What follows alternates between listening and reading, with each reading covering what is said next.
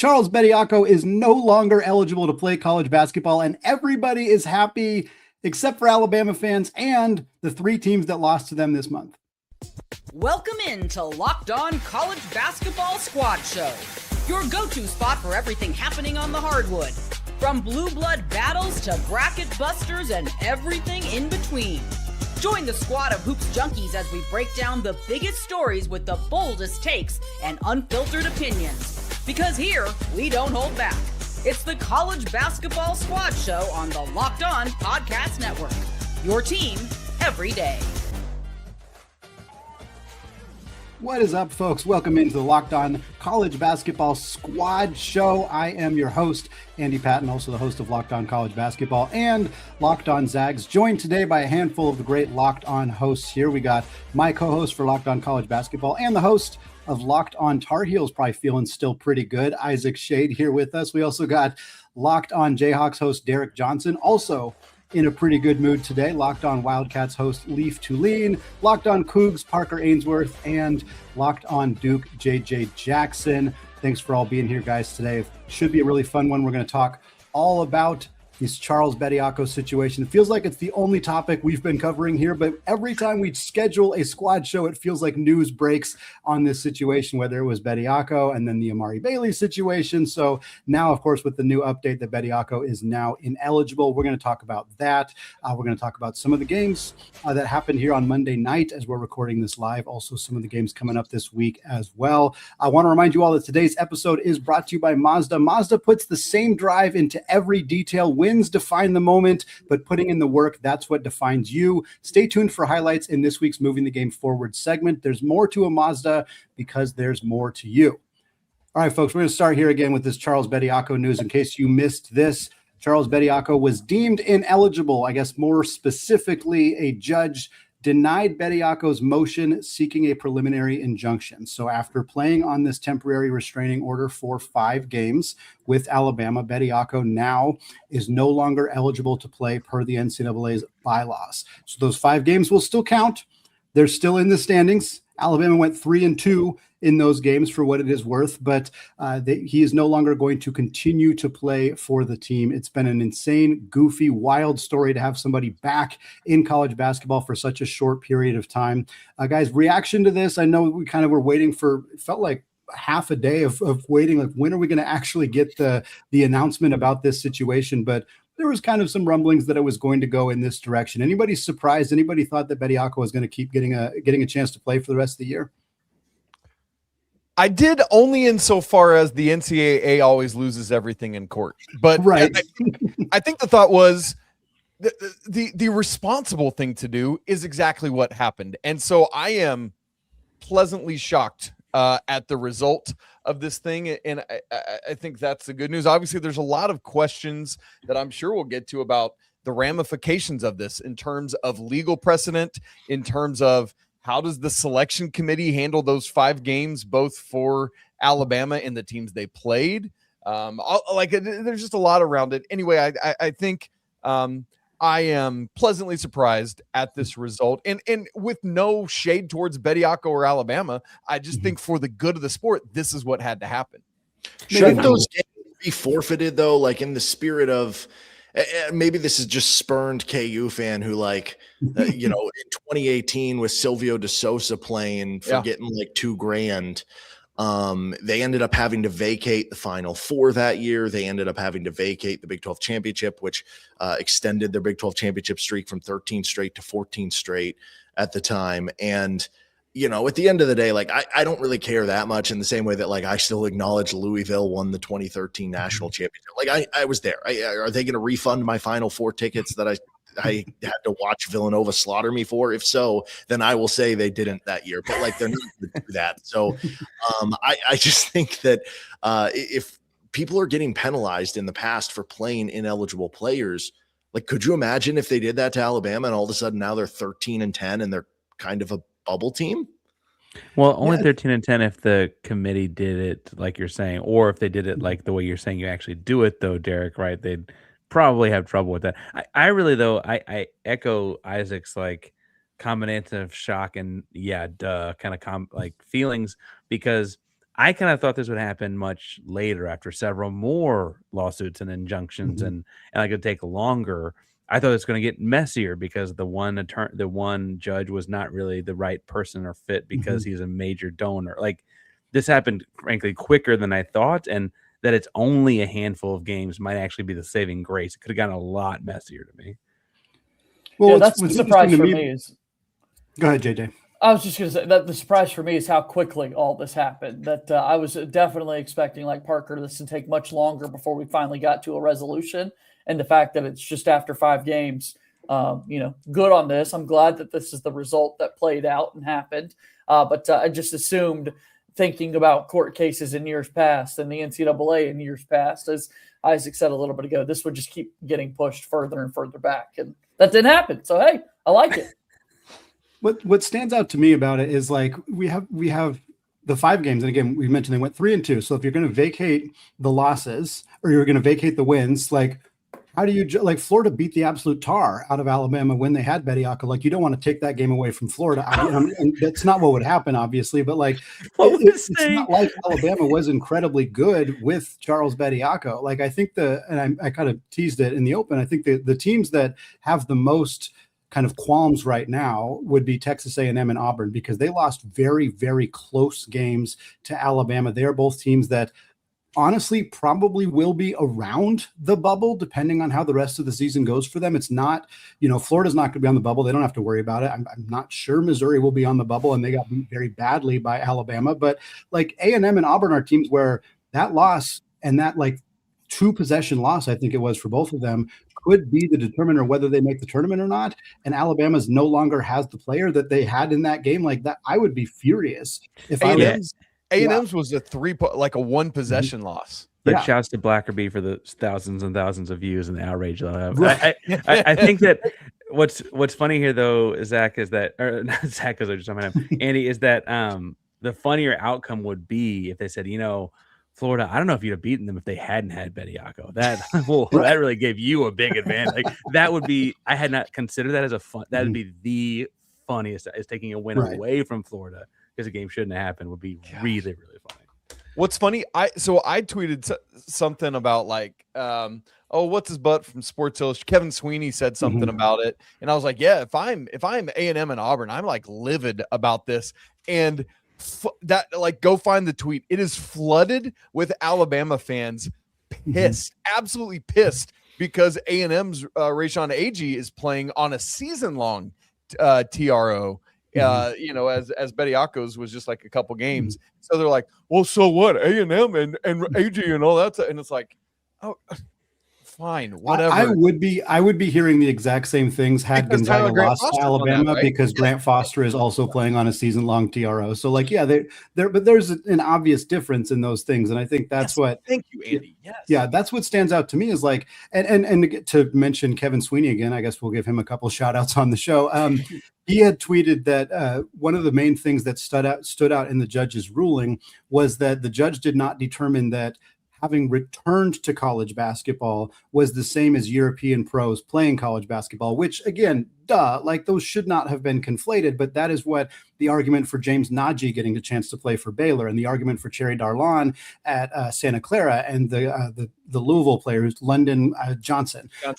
Those guys, the argument was basically, well, we're letting Euro guys who are, under 23 play college basketball. The G League is a similar league to European leagues. And like, I don't love that argument, but I do get it from a legal perspective. But returning to college basketball is a whole different animal. And I'm glad that the judge determined, like, yes, this is not the same, and these things are not compatible. And hopefully that kind of puts an end to this, at least for now, until somebody tries it again 1, 2, 5, 10 years from now.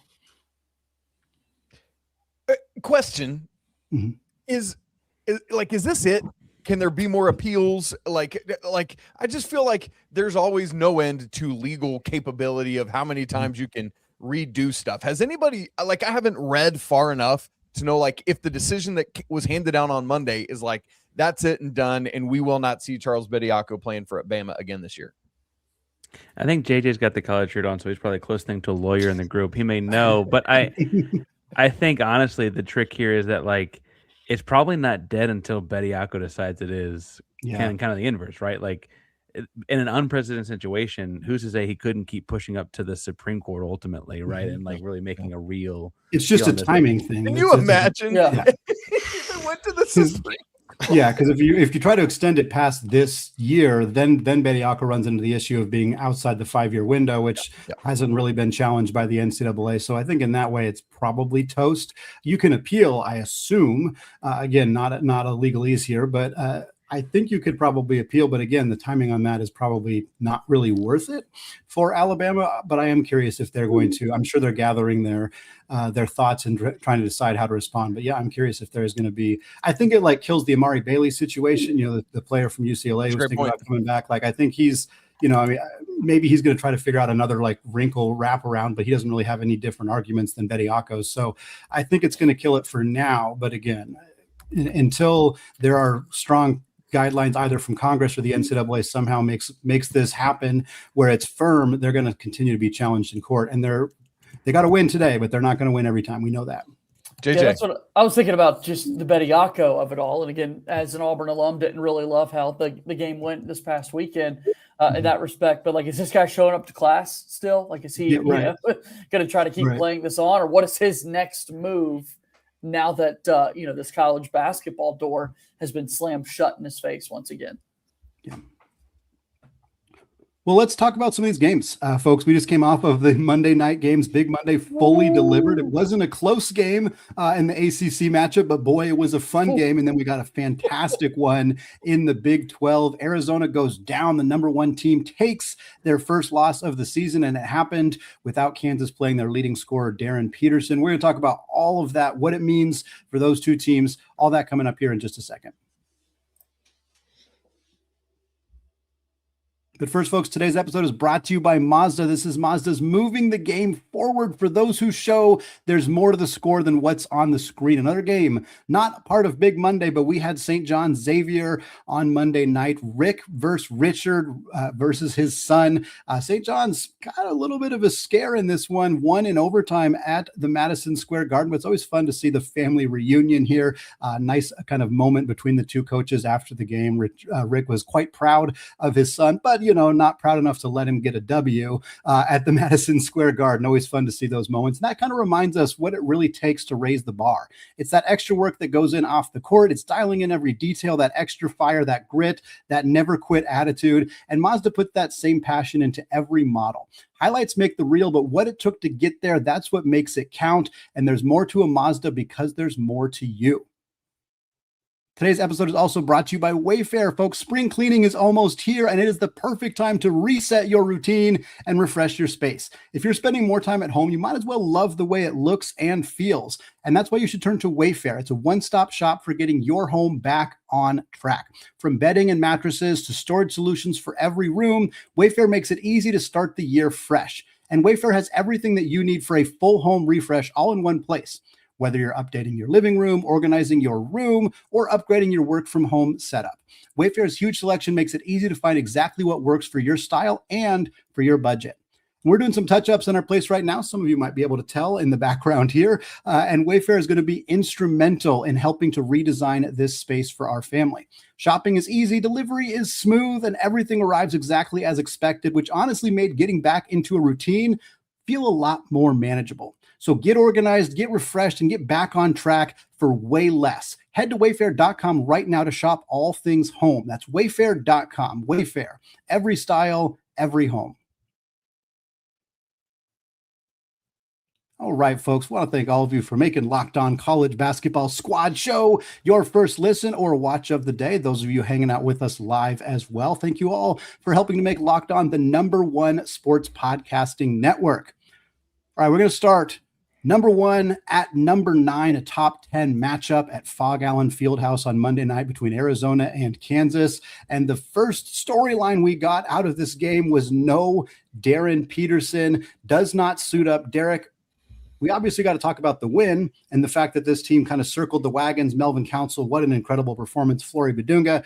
But what was your reaction to finding out Peterson wasn't going to suit up? Which is, it's not exactly like this hasn't been a storyline throughout the season, even if this was for a different reason.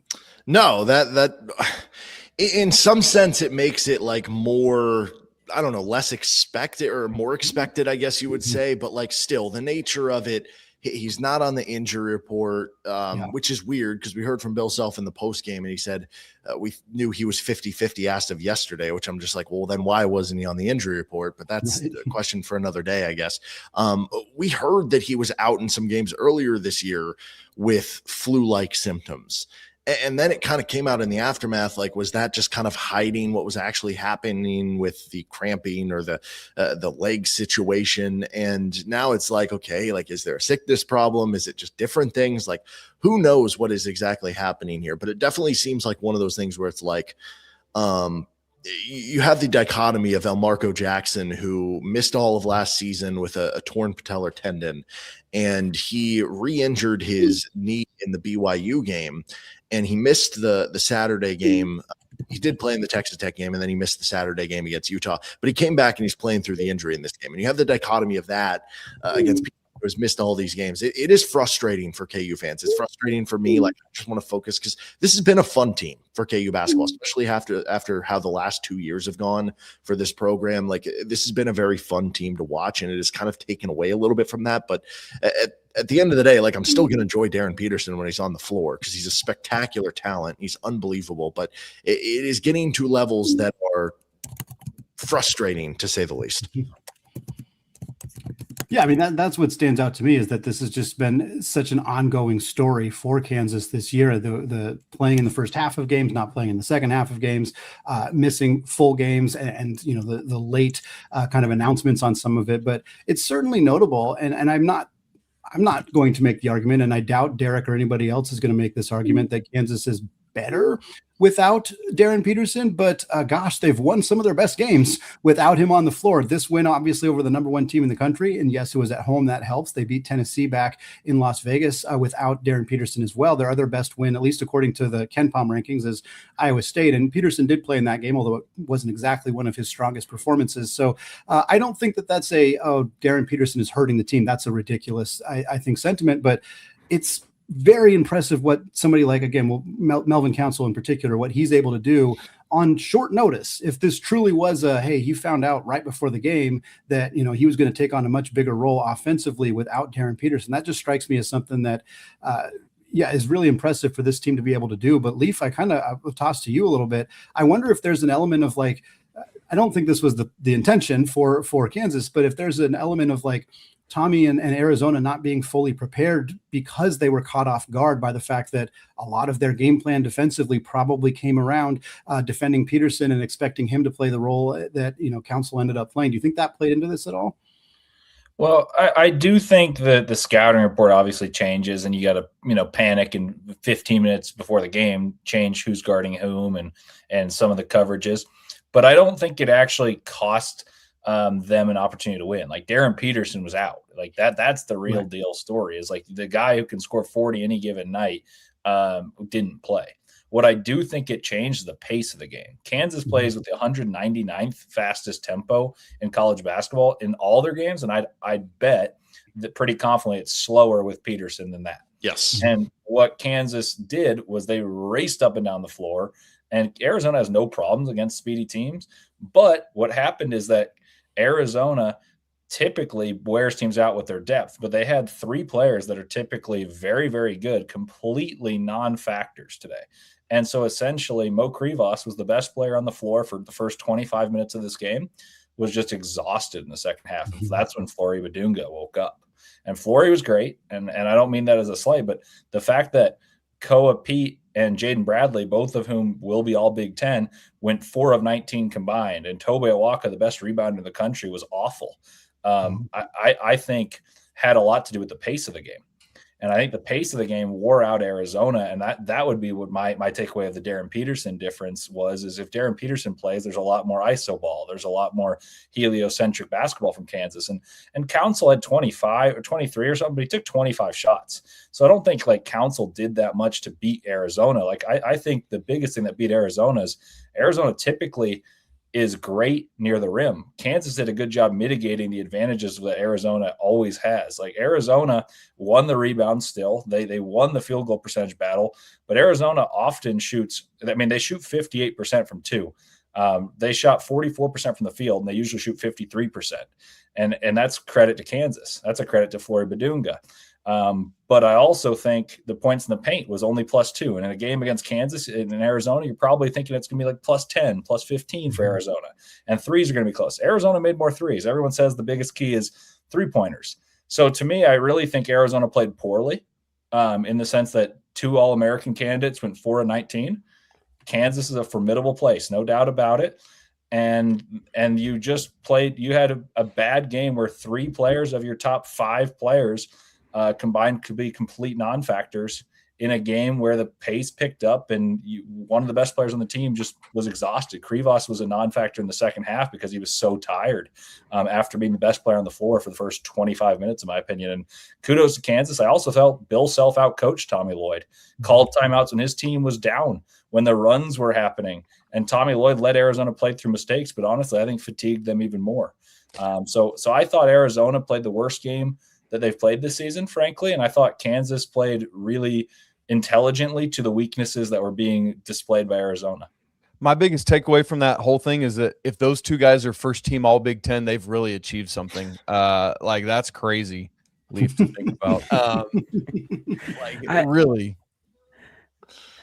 Parker. I watched the game for a number of different reasons, and I want to talk about a couple of them. But one, I'm interested in the out-coached aspect that Leaf mentioned. That actually wasn't what I was going to bring up first, but because I don't mean this as total shade. I do think though that like it takes playing in Fog Allen. That's a very particular place to go play against, and honestly, I'm looking for some of those Lloyd wins in the Big 12. And like I thought about like when Houston played at Arizona last year, I thought Sampson also outcoached them. Then I guess I didn't realize Isaac put his shades on. I guess Leaf, was it as simple as like rotation? Total shade, baby. Total shade. Was there a more like schematic thing you're thinking about when you say that? Because you've seen them play a lot more than I watched this game for a different reason. I'll get to it, but you watched this game much more closely, this team more closely than I have. Well, I mean, I think Tommy Lloyd put them in the position to win the game if their best players played even averagely. Like I said, like Koa Pete and Jaden Bradley went 4 of 19. So I want to point that out and saying like this is not a drastic. Tommy Lloyd was terrible. I do think the mistakes were made in the sense of timeouts weren't called when Kansas had momentum, and Kansas called them every time Arizona had momentum. Kansas called timeout when Arizona was up 6 in the first half. Kansas called timeout when Arizona was up 11 in the second half. And swiftly, Bill Self out of timeout calls up the right plays, and they ramp up pace. I felt that Tommy Lloyd's biggest issue is Bradley was out too long at the beginning of the poor run, and though he was bad, that's your point guard. And then Burries was out for the middle stretch of that poor run with about 10 minutes to 5 minutes left in the game.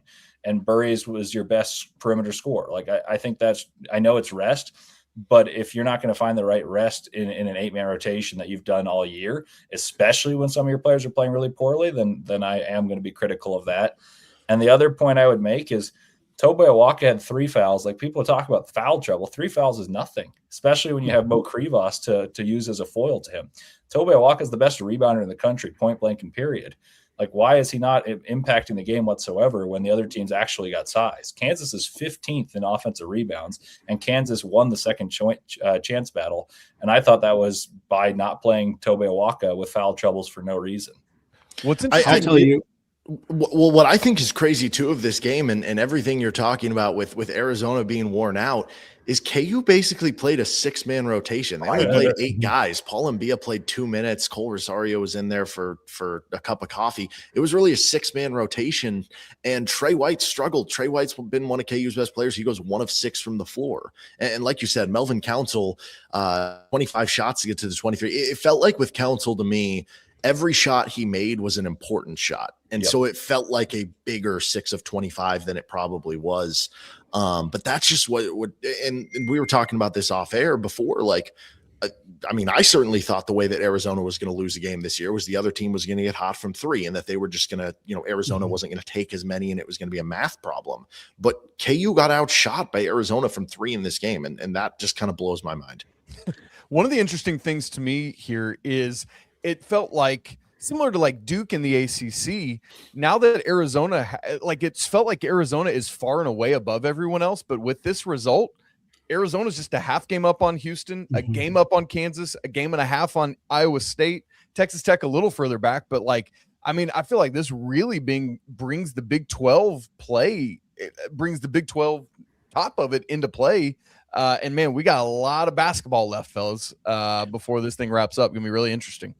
Yeah, it's that was what I was going to say too, is like the Big 12, like it gets bunched up really, really fast at this point. And I want to get into kind of which of those teams are how we're feeling about them being legitimate contenders this year, which ones maybe we're not as confident about. But before we do that, I do really want to talk about Mikel Brown and the performance that he had in the first game of the Big Monday. It was Louisville, NC State, and Isaac and I, when we previewed this game, we kind of thought, maybe NC State will be ranked, maybe they'll be in that conversation. Louisville was 24, NC State stayed unranked, and that's going to continue to be the case because Louisville beat the absolute pants off of them in this game, scored 118 points against NC State, and 45 of those points came from Mikel Brown. And for those of you who are following like NBA draft or following this freshman class, it feels like every time we're always talking about the big three. We're talking about Caleb Wilson and Kingston Flemings and Keaton Wagler. And then the guys that kind of dipped down a little bit have been surging. Nate Oats has been surging for Tennessee. And now Mikel Brown, who everybody's been criticizing his 3-point shooting, he goes out and knocks down 10 of them, resets the ACC freshman scoring record set by Cooper Flagg last year. Just an incredible performance and a reminder, hey, I'm still here and I can still do this. It was quite a showing from him. Yeah, it was one of those games where you want to refresh the final score and make sure your eyes are actually reading what you're seeing, to score that many points in a conference game. My word. But I mean, it just goes to show the type of player that Brown is. And, in a couple of the big games, the first one against Duke, he wasn't able to go for Louisville. And then in the second one, did not play that well at all. Dame Sarr kind of had him locked up for the majority of the night. But NC State's been riding a lot of momentum, and they got absolutely humbled in a game like this, going on the road in conference play. So shouts to this freshman class, man, and Mikel Brown Jr. saying, talk about me a little bit more when you've got a big Monday performance like that.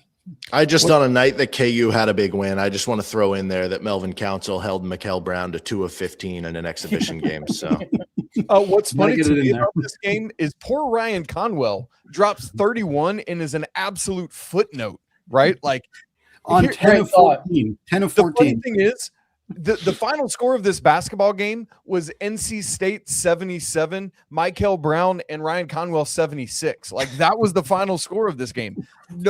How about this? Louisville scores 118 and only 2 players got into double figures. Like that is insanity, dudes. Crazy. But here's the big picture thing about Louisville, y'all. I was hanging out on Locked On ACC with Dono and KG earlier today, and one of the things I said to them was Louisville and we didn't know that it would be this, but I said any given night Louisville can do exactly what they did tonight. You just cross your fingers that you're not the team that gets bombed on, and unfortunately for NC State tonight, they were that, and now the ACC is wondering if they need to retroactively take Quadir Copeland's Player of the Week award back, because good grief. I'm not buying that Shade or JJ are saying, woe is me about NC State at all. You're enjoying this way more than you're letting both of you are. It's beautiful. It's beautiful. Shade wants to take back Copeland's ACC Player of the Week award. He's clearly enjoying this. As he should be. Let's talk about. We need a segment called Throwing Shade. Let's go. That sounds like a whole podcast. We've been doing this for 3 years and we haven't thought of throwing shade. I'm a little disappointed in us. What are we doing? We suck at podcasting, apparently. I don't know. Guys, 4 of the top 5 teams in the college basketball went down in the last 4 days, which is kind of insane in a season where we've been talking about, there's so much dominance at the top. And yet we saw Arizona go down about an hour ago. We saw Duke go down. We saw Illinois go down. We saw UConn go down. Like, we have seen the top teams crumble. And what I want to talk about now is which of those teams are legit contenders, which of those teams maybe we're actually pretenders. And we're going to get into that to close out the show coming up here in just a second. But first, folks, tax season, it just doesn't have to take over your life. This year, TurboTax is making it easier than ever to just hand things off and move on with your day. With TurboTax's full service, you can have your taxes done for you by a trusted local expert start to finish without all the stress or guesswork. And instead of spending hours trying to figure out forms, you can meet with the local TurboTax expert in person or connect online. And they handle everything from W-2s to self-employment forms and work to get you every deduction. You can upload your documents, go about your day, and get updates right in the TurboTax app. It's a huge time saver and gives you real peace of mind knowing an expert is handling it all for you. And for a limited time, you can have your taxes done by a local TurboTax expert for just $150 all in. If a TurboTax expert didn't file for you last year, just make sure you file by February 28th. Take taxes off your plate and get back to your life. Visit TurboTax.com/local to book your appointment today. All right, folks, closing out the show, continuing the conversation here, we got to talk about some of these top 5 teams, because again, that's one of the biggest storylines that we have heard time and time again during the season is like there's this clear kind of delineation at the top of college basketball. And I know Isaac and I talked about it recently because and I think this is where we start. One of the teams that wasn't in that conversation that we thought, well, maybe this is a team that belongs in that conversation was the Houston Cougars. And Houston, again, we'll talk about the teams that lost, but Houston, one of the teams that did not lose. I swear. Did not lose. They went to the Marriott Center, got a win over BYU, which if we had more time, I'd want to talk about the fact that BYU hasn't really beaten anybody good this year, but I don't know if we'll get to that yet. But Houston gets a W there. They're now up to number 3 in the AP poll. And Parker, did you feel like Houston was maybe getting a little bit underappreciated, underranked, under-discussed this season? And kind of where are you at with this team, especially with so many freshmen kind of helping to drive the ship for this group? Yeah, my comment section, I both kind of thought there was a little bit of undervaluing there. They're a little bit louder about it, though. And I think that what's interesting about Houston is actually what people forget about a year ago. And I've been kind of tracking this for about a month now. And I don't mean to bring up the druthers and rub things into JJ or whatever, because he's had a rough weekend. But last year's team, everyone thinks about April or they think about Purdue, and they think they don't remember being 4-3. They remember being 35-5. Right. And like the way that team grew and changed and like developed over the course of the season, this team's actually hit every benchmark faster and has actually been further along. This year's team actually on paper is doing all those things better. And 2 of their 5 stars are freshmen. 4 of the guys in their 8-man rotation are first year on the floor guys for Houston.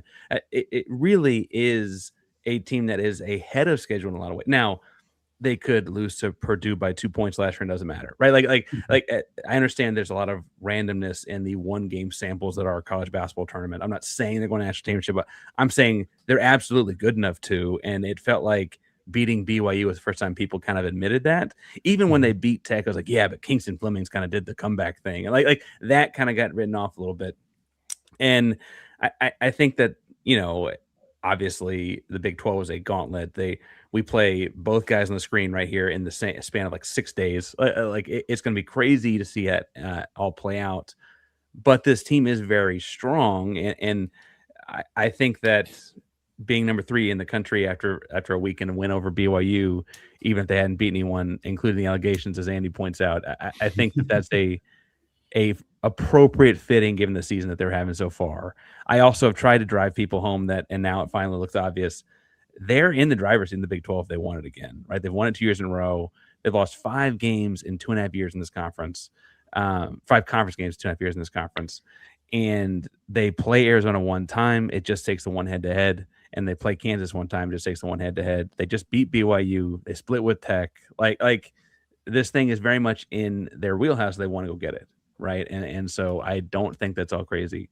On a Big 12 thing, though, can I ask Derek a question? Because I actually think on Twitter I just saw, this might be my own tweet, what the illness that Darryn Peterson might have had, and I heard it was the Bury Scurries, where he is running away from potential problems. And I want to ask Derek, as someone who's got strong defensive guards, Oh no! is this really the kind of thing where like agents and draft stock, and this could be a rough game, so we're not playing in it? Like, how much of that are you giving any credence to? Because I don't mean to bring down. You had a great night tonight. You don't need it necessarily. Black lung pop. Are you trying to imply that if Kansas wasn't wearing white uniforms, he might have played? At least the shorts, yeah. Kansas State has showed us you don't have to match your shorts anymore. That's right. No, I mean they need him. They need him. I guess tonight showed, like, it's funny. The whole conversation all year long was, especially when they lost that game to UConn, was because they went without a field goal for, I don't know, it had to be like 8 minutes or something down the stretch. And the conversation in that one was, okay, see, this is a pretty good team actually without Darryn Peterson. We didn't know about the other pieces, but they're pretty good. That was coming off the players era when they went 3-0. But that's why you need Darryn Peterson. You can be a good team without Peterson, but you can't beat the elite teams unless you have him. And that's the crazy thing about tonight, is you showed you can still beat an elite team without him. Now, the question becomes, would you be able to beat an elite team away from home? Would you be able to beat an elite team without the aid of Allen Fieldhouse without him? And that's where I would be like, okay, like you go back just to earlier last week against Texas Tech. They don't win that game without him making those late threes against Texas Tech. So I still do think they need him, but it clearly continues to further the point that I think this was an underrated roster build by Bill Self in the offseason. And you had a lot of underrated pieces that this is actually a pretty darn good team. I feel like Darryn Peterson, it's maybe he's playing checkers, or he's playing chess whenever he's playing checkers. And he's like, I want everybody to know that this team, my team, is good without me. So I'm going to sit out the tough games. They're going to prove it. And then I'm going to join the team for the easier games and just dominate in those games. And it's been working for him. Like you said, he did win the Texas Tech game for him. I was covering that game. I was watching it. But he took like 18 and a half minutes of the second half pretty much off before he hit those 2 threes at the end of the game and said, okay, now I which like was cold blooded. Like the fact that he was able to do that was extremely impressive. But it does lead kind of into that conversation, Derek, and you did touch on it already. Like Kansas is a legit team at this point, a legit contender. I mean, a 5-loss team, they've been very good. I think Bill Self's going to start to get some serious love for Coach of the Year, which is not a conversation I thought we'd be having, but he's been fantastic. He's made the adjustments like Leaf talked about. And this team looks, in a league that's so deep and so good, they look very, very legit. Like they could be a team that's in that Elite Eight, Final Four, a national championship contention, I think, depending on what happens with Peterson. But I'm fully on board with where this team can get from a ceiling perspective. I do think you give Coach. I mean, obviously the Houston guys are like, just teams that are really good every year, like the Samson Cougs or whatever, right? There's got to be something to know about, and I don't mean to keep digging at it, where like you're winning with kind of two different teams. Like you're kind of coaching two different teams, and they're both frankly pretty good. Now, one I think is better than the other, but both teams are pretty good, and he's coaching the both of them, and that has to weigh for or account for something. Now, if he loses a handful of conference games, I don't know if you can give it to the guy who comes in fourth, and the Big 12 is the kind of guy where good teams and coaches are going to come in fourth, right? So there's some of that too.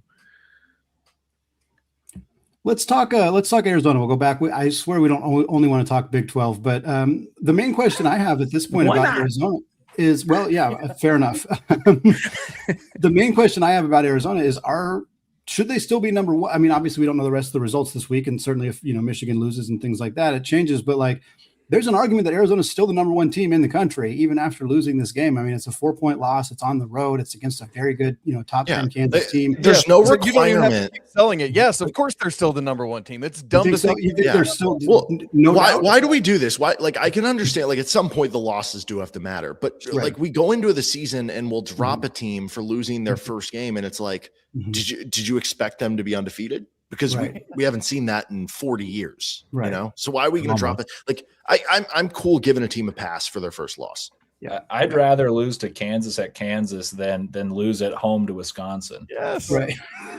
I mean, I don't think it's particularly close. In the case of Parker, like they have 2 losses, and I would be comfortable saying like, okay, Houston and Michigan can duke it out for 2, more comfortable than Michigan usurping Arizona for losing to Kansas at Kansas. Like, I think that if Houston had just one loss, I think they have a better case than Michigan, because Michigan's been like on the ropes against some poor teams. Against TCU, speaking of Big 12, against TCU. I mean, TCU against Wake Forest, against Penn State. Like, I mean, I'm not. I said this at the beginning, a little bit on air and then before, but to me, the biggest accomplishment for Arizona is I really thought they played pretty poorly for the first half, and they were shooting over 50% from the field. And I mentioned how poorly two of their best players, like their presumptive best two players preseason. If I asked any of you guys who are the best two players on this team, it would be Pete and Bradley. Those guys went 4-19. I don't think the team played pretty well or very well at all. And I wrote that in my notes. And I said this in my postcast. And they were up and they were shooting 50 plus from the field. And then they shot like 35% in the second half and still had every chance to win the game at Kansas in a bad game where three of their players combined to score like 12 points. And they scored 78 at Kansas when Kansas played inspired. Flory was unbelievable. And yes, no, Darryn Peterson kind of like puts like a slap in the face to Arizona. But I do think it changed the tenor of the game, which actually wore Arizona out in a unique way. And so if you're going to penalize the team for losing at Kansas, which every team that's been ranked higher than Kansas at Kansas has lost, I don't see the point of the ranking system. I'm not even like saying that to protect Arizona's brand. I don't really care if they fall to 2. But I think it would be a stupid like reason for the justice for Michigan. Like I just don't see any like basis behind it. JJ, Isaac, Duke, North Carolina, what do you guys think about your teams in terms of being like legitimate contenders? I know obviously Duke has been in that top 5 conversation throughout the year. Really good defensive front court. Some questions about the backcourt at times, and certainly like the development of Dame Sarr and some depth things. But JJ, I'll start with you. Kind of, I can't imagine we're overly concerned about a game that you led for 39.9 seconds or 39.9 minutes and then lost. I mean, it stings, but it's not exactly a resume breaker for Duke. You still feel like this team's, kind of right in that mix. JJ, can I ask it to you this way? I've been meaning to ask you this and I keep forgetting. I keep meaning to text you this. Okay. I feel like this Duke team is not like as talented as last year's Duke team. Not quite as good, but they're succeeding seemingly at a higher level. Why is that? It's so hard to figure out because the rest of the ACC is so much better too. Like all of these things don't necessarily compute. Do you agree with that? Do you agree with 100%. That? Like I think the talent from top to bottom on last year's squad is further along than this year's team, and yet this year's team has just been finding ways to win and whatnot. I think you look at the game against North Carolina, and clearly in the second half, the Tar Heels woke up, and Henry Vasar decided to use his frame and make an impact somehow, some way. North Carolina committed just one single foul in the second half, and Duke shot 0 free throws because that is something that we're used to seeing in college basketball. It's so sad when the whistle doesn't go your way. It just, I mean, boo-hoo, that's how I was feeling. And there were shots that Isaiah Evans certainly wants to have back. There were shots in the first half that I love Dame Sarr. He's continuing to progress game by game by game. But my brother, please look down at the 3-point line and make sure your toes aren't on it when you're open in the corner. Twice in the Carolina game. It's happened a few times earlier in the season. I don't know if he's making the European adjustment and trying to figure. I don't know what's going on there. But they got to figure out a way to take a step back and knock those down. But no, I think Duke is still in this national title conversation. Quite frankly, if anybody wanted to argue that, I don't know what that argument would be. It'd be foolish to me. I just hate that we're throwing shade over this loss. Parker's smiling over the Final Four. And I'm just, all I have is I don't know. I don't know, guys. This is tough. I do have a question about Duke, though. Like, their guard play is thoroughly mediocre as compared to, the expectation of Duke. Yeah, their floor is really high because Boozer's fantastic. But is there a concern you run into a team that can mitigate his advantage on the interior, or should there not be as many fouls called that your guards aren't good enough? Because frankly, like, I don't think Caleb Foster's any good. I've said that for years. And if he plays well, I'll prove he can. I'll eat crow, but I just don't think he's that good. And I don't think Caden Boozer's that great either. And Evans is a spark plug type of guy, not like an uber consistent guy. Do you have any doubt about Duke's chances to make an Elite Eight, a Final Four? Sure. I mean, yeah. And if the shots aren't falling, I mean, the 3-point percentage, this is a therapy session for me all of a sudden, I guess. The 3-point percentage hasn't been where you want it to be as of late if you're watching Duke basketball the last couple of games. But the reality is they do have Cameron Boozer. They do have Patrick Gongba II. Malik Brown does get incredibly active there on the interior. Like they're able to make things work despite some of the inefficiencies that they might have there at the guard spot. I'm holding out hope. The fact that Caleb Foster is someone who very easily could have transferred and looked for greener pastures, stayed loyal to Duke, much like Seth Trimble, who knocks down the shot for North Carolina, flirted with the transfer portal, said, you know what, I guess I'm going to have this big moment in the greatest rivalry in sports. Good for him. So I'm happy Foster stuck around. And, I still think Caden Boozer will turn the corner too. So go Duke, fellas. That's all I'm saying.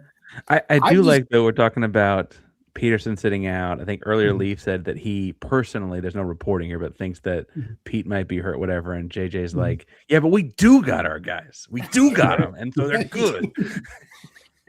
Well, I will use the injury excuse for my team because I've just been deflecting so you guys can all talk about the miserable losses you've had when my team lost to the 230th ranked team in the net on Wednesday for the first time in 14 years. But hey, our second leading scorer is hurt, and it doesn't sound like he's coming back anytime soon. So to answer the question for my team about Gonzaga, if they're contenders, not unless Braden Huff makes a miracle recovery from whatever the heck is hurting him on his left knee, because that was a really ugly game against a place I used to work, by the way, the Portland Pilots. So all my friends and coworkers were texting me, and I was like, yeah, this sucks. I am not happy that we lost this basketball game, but you know what? I'm glad that we managed to make it 45 minutes before, and I'm just going to end the show now so none of you can give me any crap about it. So folks, that's going to wrap it up for us today here on the Locked On College Basketball Squad Show. Thanks so much for joining us, everybody. We're going to have these once a week from here on out until we get to the end of the college basketball season. Maybe we'll get some of these going in the off season as well. But again, those of you who listen to Locked On College Basketball, we always want to say apologies to the Lawyer family. Let's go Wild Popes. Cheers to the Mick Bruins. And folks, until next time, peace out.